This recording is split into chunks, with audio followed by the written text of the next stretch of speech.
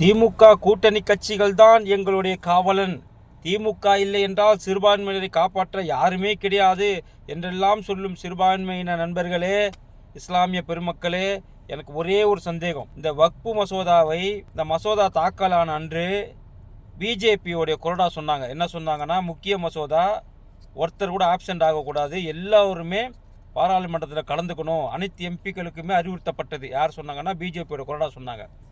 ஆனால் தமிழ்நாட்டில் இருக்கக்கூடிய எம்பிக்களுக்கு அப்படி ஒரு அறிவிப்பு போனதா இல்லையா என்பது கேள்விக்குறி. 39 பேர் திமுக கூட்டணியில் இருக்கிறாங்க. இந்த 39 பேருமே வெற்றி பெறுவதற்கு முக்கிய காரணமாக இருந்தது இஸ்லாமிய பெருமக்களோட ஓட்டு.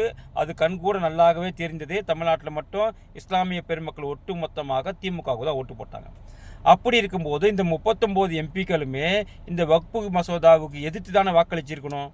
ஆனால் 22 பேர் மட்டும் எதிர்த்து வாக்களித்து விட்டு மீதி இருக்கக்கூடிய 17 பேர் எங்கே போனாங்க, என்ன ஆனாங்க, அவங்க வாக்களித்தாங்களா, இல்லை நடுநிலையாக இருந்தாங்களா, இல்லை எதிர்த்து வாக்களித்தார்களா, எந்த ஒரு தகவலுமே ஏன் இது வரைக்கும் இந்த திமுக கூட்டணியை சார்ந்த அதோட தலைவர் ஸ்டாலின் அவர்கள் வெளியே சொல்லலை?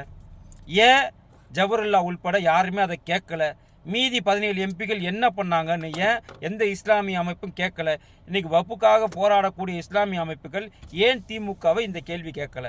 மீதி 17 பேர் ஏன் வாக்களிக்கவில்லை, எங்கு சென்றார்கள் என்று ஏன் கேட்கவில்லை? அப்படி கேட்காத பட்சத்தில் அப்போ உங்களுக்கும் இதில் உடன்பாடு உண்டா என்ற ஒரு கேள்விக்குறி வருமா வராதா? அந்த 17 பேர் என்ன ஆனாங்க? ஏன் அவங்க வக்பு மசோதாவை எதிர்த்து வாக்களிக்கவில்லை?